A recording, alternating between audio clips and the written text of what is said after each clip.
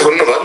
আসলে অবশ্যই সাজিয়ে রাখার জন্য তো কেউ নিশ্চয়ই লাইসেন্স করে না, এবং লাইসেন্স করে সেটাকে আবার পরে এনলিস্টেডও করে না।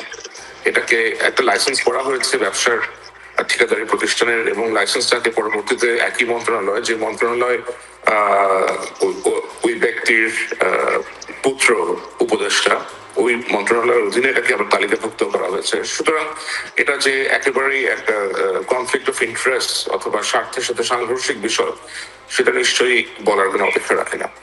আর আসিফ বলেন অথবা নাহিদ অথবা যারাই আছে ওইখানে, সাদিক, হাসনাত, এদের প্রত্যেকেই আমি যথেষ্ট রকম স্নেহ করি।